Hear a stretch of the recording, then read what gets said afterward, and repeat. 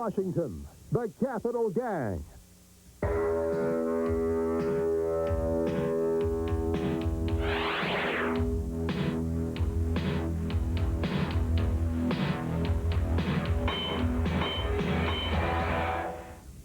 Welcome to Capital Gang. I'm Al Hunt with Mark Shields, Robert Novak, and Margaret Warner. Our guest is Senate Republican leader Robert Dole. Bob, it's good to have you back. Thank you very much.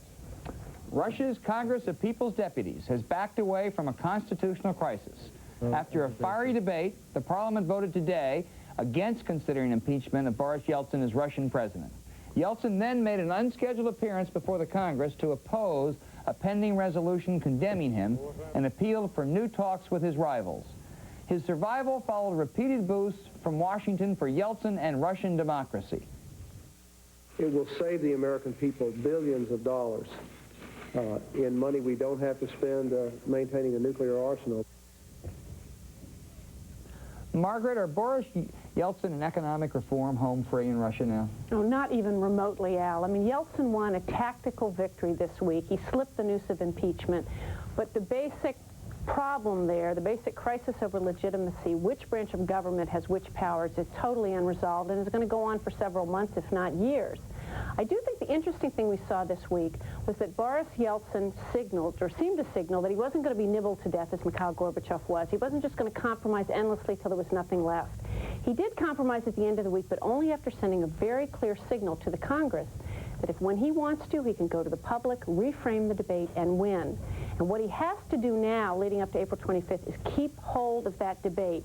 Keep it as a debate between Boris Yeltsin, I represent the future, they represent the past. Because he's got no party organization out there, nothing else to deliver a vote for him other than his own personality and appeal. Well, you know, I think Margaret makes a very good point, Bob, but he did fire his most liberal economic advisor a day or two ago, and I mean, if he makes concessions like that, pretty soon it's going to say what's going to happen to him as happened to Gorbachev. Well, what the problem is, Al, is not who he fires or who he doesn't fire, it's that he's been taking advice from the IMF and from the U.S. Treasury.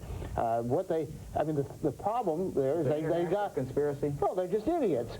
They have hyperinflation in Russia, and so what they say is keep raising that price of oil. The price of oil has gone up about 1,000 times, and they say keep pushing it up. The farmers can't buy fertilizer. I would say that what this week showed is there is not a solid opposition with any popular support to him. That's why he won. But if the idea that this trickling little aid from the United States is going to help him, what's going to hurt him is if he takes our advice. Bob, Bill, I hate to break up this conversation. Fascinating conversation about the IMF. I know people all over America are fascinated by that. But shouldn't Bill Clinton get some credit here? I mean, he didn't in the very beginning. He was tough. He was pro Yeltsin. Even your friend George Bush, as I recall, back in August of '91, sort of equivocated for a day or two during that time. I think Clinton did pretty well. Well, I support Clinton, but I think he could have been a little stronger, a little earlier. I mean, he'd say, well, maybe Yeltsin, but, you know, the bottom line is democracy, and I don't disagree with that. But Yeltsin, there isn't any alternative. I don't know of any alternative to Boris Yeltsin. So we support him and he loses? Okay, he loses. But I hope when he comes to Vancouver next weekend, that there'll be a strong message from President Clinton. I think the fact that President Clinton's meeting is very important. It's very helpful to Yeltsin. But we need to do more than just send money. We need to work out some long-term barter arrangement and do other things that will help democracy survive. Mark? First crisis, Al, the administration's handled it well. I mean, there were two fears. One was it would get too close to Yeltsin, too passionately embrace him, therefore cast him as some sort of a puppet, almost a creature of the U.S. or the West. That hasn't happened. Second, that they'd follow the advice of others who said to distance themselves from him, and it would strengthen the hand of his critics inside.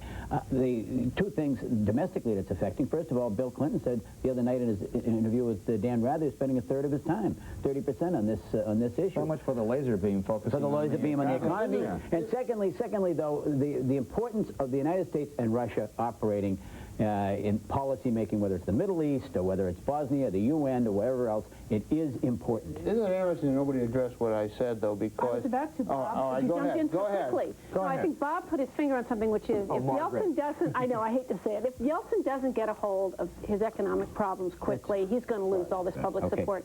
It isn't just that the IMF has to ease up, though. That is what the Clinton administration is going to push them to do. But he has got to get hold of the central bank. He's got to stop the printing of all these rubles. We're pushing him. That isn't what the problem is. The problem is that they're on an oil standard which sets the price of all the other commodities, and we're pushing them to increase the prices. See, Mark, you wouldn't understand this, but the idea that they are having that they're pushing for building houses for returning Russian war veterans, that's not going to. That's what the U.S. That's what the Clinton administration said. We're going to build 10,000 houses or 2,000 houses. That isn't what's Bob, going on. wait till Vancouver. There is going to be something. The U.S. is going to push the IMF to ease up. Yeah, I mean, personal privilege. 500,000 small businesses, right? 50,000 small businesses right now in Russia. 700 large privately owned businesses. It's not going back to communism, Bob. I know it's bad news for you. I know you want to go back to the Cold War. Yes, it is, Bob, because the private sector is moving. Let me tell you one thing, though. Silly, Mark. Bob Dole, I think I disagree with Mark. I think that's yesterday. I don't think that Soviet-U.S. cooperation is going to make much difference in the world anymore. I don't think the Soviets have any clout left. I think it's a decaying economy. I mean, they still have nukes, which is a great threat, but I mean, the idea of the president spending 1/3 of his time on this really raises questions of his priorities. Well, I don't think so. I think it's still a very important relationship, and it seems to me it's his first big meeting with a foreign leader outside the United States, and I think he ought to do his homework. He's had bipartisan consultations, and when he goes there, he'll be prepared. He's also visited President Nixon, who knows a great deal about Russia and the former Soviet Union. The last word goes to bipartisan Bob Dole. Bob Dole and the gang will be back with President Clinton's triumph in the Senate and trouble with gays.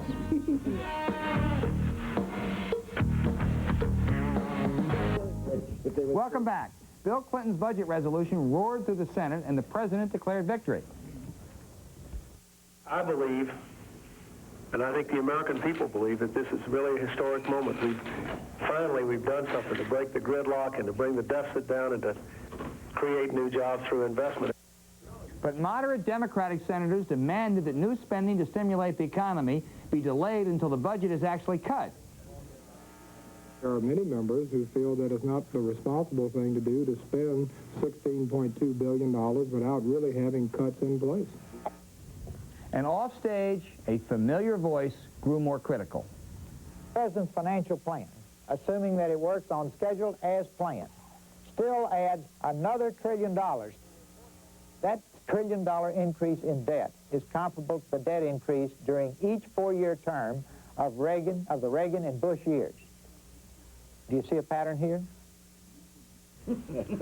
Mark, having routed Bob Dole and the Republicans, does Clinton now face trouble with conservative Democrats and your friend H. Ross Perot? H. Ross Perot, Al, let me just say, to Bob Dole's credit, he put it well. He said, now we start shooting with real bullets from here on in.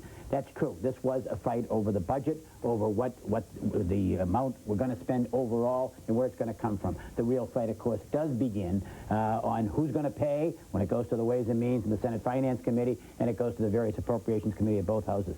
But the key is, Al, 37 days from the time he introduced it, Bill Clinton got it through. Are Democrats euphoric? Sure. Does it demonstrate a real difference in direction in the country of cutting defense, of increasing taxes, and of spending money on programs that Bob Novak really hates, like women's and infant care and Head Start? Yes, it does. So it does. It is a significant change of direction. Bob Dole, I think it also shows that this president's pretty skillful. I mean, I think you got to give him great credit, whether you agree with the outcome or not, in 2 months in getting a package like this through. Well, I don't know. He's got a Democratic majority in the House and the Senate, big majorities in the House and the Senate. It doesn't take a rocket scientist to push a bill through the Democratic Congress. It's the first test he's had. He's a new president. He's popular. The Democratic leadership wanted to show that they could act. It didn't roar through the Senate. It took 8 days. And they had a choice. The Senate, that's roaring. Well, I guess the Senate may be roaring. But we're roaring now in the stimulus package. But I understand Breaux and Bourne have sort of caved into the White House on that issue. But keep in mind that we had a choice between the biggest spending reduction, the Republican plan in history, and the biggest tax increase in the world in history, according to Senator Moynihan, in the world, and that the Democrats voted for the big tax increase. Bigger than the Reagan tax increase? Oh, yes. Oh, yes. Oh, really? Biggest in the world. Pretty close, though, when you adjust for inflation.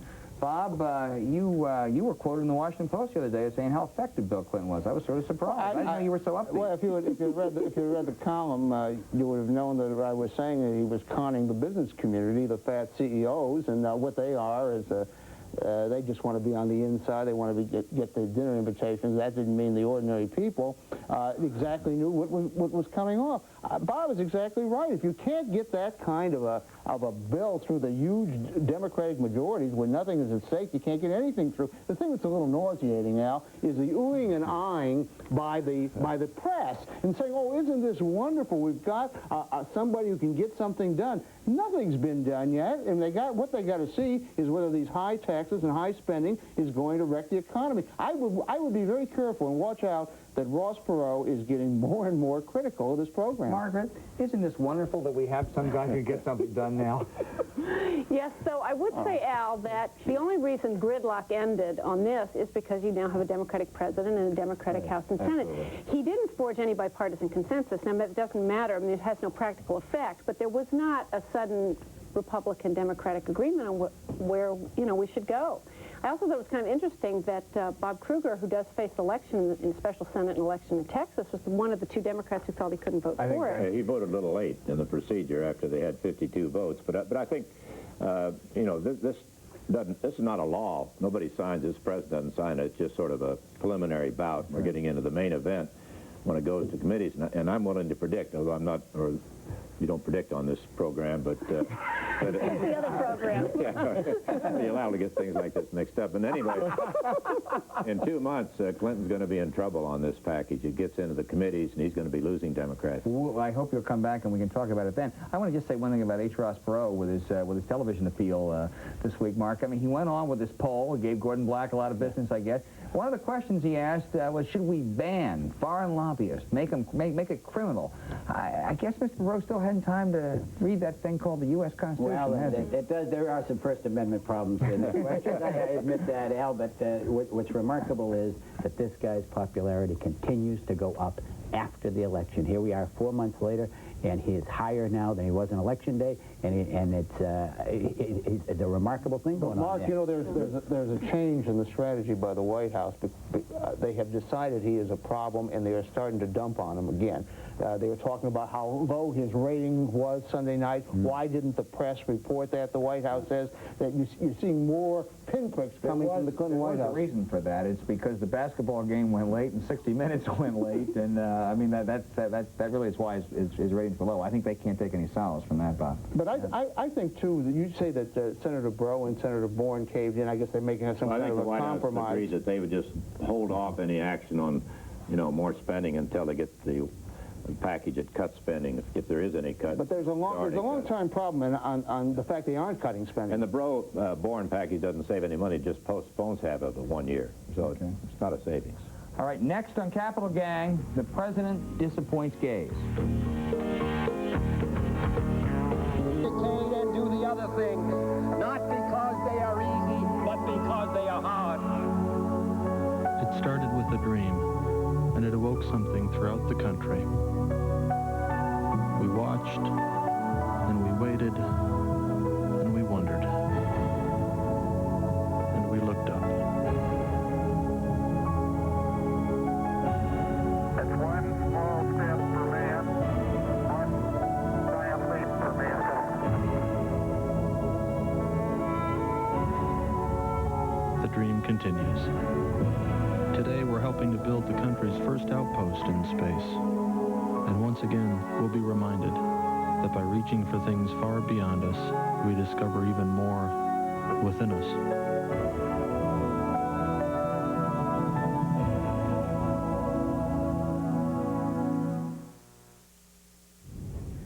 Welcome back. At his first full-scale press conference, President Clinton suggested he would consider as a solution to the gays and the military problem separating homosexuals from other troops. If you can discriminate against people in terms of whether they get into the service or not, based on not what they are but what they say they are, then I would think you could make appropriate distinctions on duty assignments once they're in. The gay community was stunned. Limitation of duty, limitation on job, is another form of discrimination. It's not much different from what lesbians and gay men now experience in the military. In a closed meeting at the White House yesterday, Clinton aides tried to reassure homosexual leaders that the president will stand firm on gays in the military. If he retreats, Clinton was warned the gay and lesbian march in Washington next month will turn ugly. Bob, what is the president trying to do on the gay issue? What he's trying to do is find some kind of middle ground. He has got himself in a position where he has made a commitment to a group, highly politicized group, which supported him for president. On the other hand, it's unpopular with the public. So what he has done is he's tried to get a middle ground, and he has ended up with absolutely the worst possible thing you could do. A military segregated by sexual preference is the worst possible solution, which I think casts some doubt on his judgment. What his aides and advisors wish he would do is just leave the damn thing alone, not talk about it. He wasn't supposed to talk about that in the press conference, but the problem is the gays are a very, very aggressive political lobby, and if he does not deliver, they are going to make life hell for him. Bob Dole, I know it broke a lot of Republican hearts to see this as headlines for the last 3 or 4 days, once again. Bill Clinton really does seem to be uncomfortable with a lot of issues that affect the military, though, doesn't he? Well, I think he is, and I think this is, you had a press conference finally, and this is what happens. You have a press conference, people ask questions, and they happen to ask this particular question. But my view is he made a mistake in bringing this up so early in the administration anyway. He should have had the commission or whatever he had and make the decision later. Now he's in deep water. But I think we have to look at the other side. Instead of talking about this issue, let's talk about maybe about 1.8 million young men and women are going to get kicked out of the service, plus a lot of people are going to lose their jobs because of his massive, massive defense cuts of $112 billion over the next 5 years. Mark, I agree with Bob Novak. This is an absurd compromise. But a fellow I know that you admire, Charlie Moskos of Northwestern University, said this week that maybe the best thing is to sort of do like what George Aiken once said about the Vietnam War. He said the motto for the military ought to be don't ask, don't seek, and for gays it ought to be don't tell and don't flaunt. Well, I think Charlie Moskos is America's premier military sociologist. He's a guy that warned this administration about the policy, about the pitfalls, who warned Aspen, warned Clinton. They were heedless to his admonitions. To make distinctions, Al, based upon sexual orientation would require asking your sexual orientation, which violates his overall policy. Right. Excluding gays from combat would absolutely guarantee the antagonism of heterosexuals who had greater risk. Exactly. Clinton gets in deeper trouble every time this comes up. He talks about Israel, he talks about Germany. In both countries, there are policies that limit the command avenues for gays. And I just, I don't know where they think they're going with it, because Mr. Novak, sadly, is right on this. He's got a middle ground where he's got nobody and has antagonized both sides. Margaret, I think there's even a broader question here, and that is, it's not just the gays and military issue, but when Clinton went on the carrier a few weeks ago, there was sort of the snide remarks, about him. The commander-in-chief can't be at odds with the rank-and-file military, it seems to me. And it seems to me that's a problem that Clinton just has to address.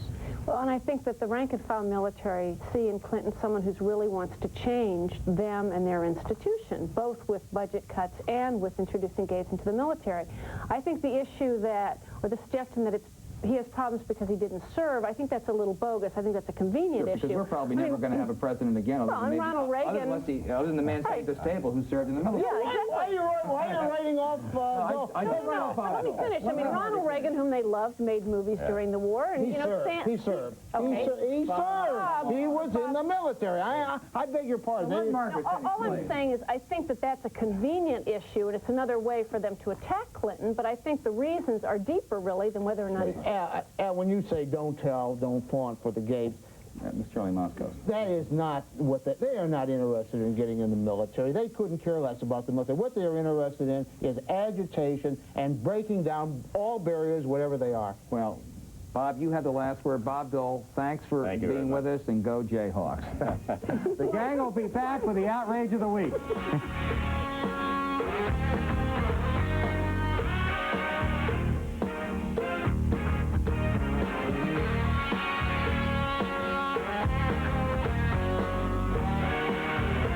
Now for the outrage of the week. President Clinton, at the urging of Senate Judiciary Committee Chair Joseph Biden, has retreated from his plans to name distinguished former Watergate prosecutor Charles Ruff for Deputy Attorney General. Why? Mr. Ruff failed to pay Social Security taxes for a one-day-a-week cleaning lady. So have some members of Bill Clinton's cabinet, and I'm sure some of Joe Biden's senatorial colleagues. So what this shows is when the going gets tough, Bill Clinton and Joe Biden, of whom I expected better, are not stand-up guys. Candidate Clinton promised a huge raise in the tariff on Japanese minivans. Has he changed his mind? No, the president replied Tuesday, then bashed Japan. This poses confrontation for Japanese Prime Minister Miyazawa's forthcoming visit. But the Treasury has advised Clinton doesn't even have the authority to act without Congress. Anyway, U.S. manufacturers dominate the minivan market. Strange, this is one promise the president vows to keep. After pounding the Bosnian town of Srebrenica for weeks, the Serbs promised to let the UN evacuate 300 seriously wounded Bosnian men for medical care elsewhere. But their promise turned out to be a cruel hoax. As the airlift began from a soccer field, with desperate Bosnian civilians watching, the Serbs opened fire, killing a Muslim child in the crowd and wounding 2 Canadian soldiers. This isn't warfare, it's slaughter. Thank you, Margaret. My outrage of the week, Al, is former Secretary of State Henry Kissinger, who now argues against the U.S. getting too close to the threatened Boris Yeltsin. This, of course, is the same Mr. Kissinger who has always been more comfortable with strong, despotic, autocratic leaders like Brezhnev, the Shah of Iran, Zhou Enlai, than with messy democracies. Mr. Kissinger, who supported the brutal Chilean junta and who refused to criticize the Chinese regime, which brutalized its own people in Tiananmen Square. Hey, Mark, terrific for you. I think you're absolutely right. That was a disgraceful column. It really was. I mean, I just think Dr. Kissinger has problems with democracy sometimes. Don't you, Bob? Well, I think we're all in agreement on that. I mean, that is not his long suit. But, you know, I want you to say something. Do you want all your people that you pretend to have such sympathy for to pay $6,000 more for minivans, do you?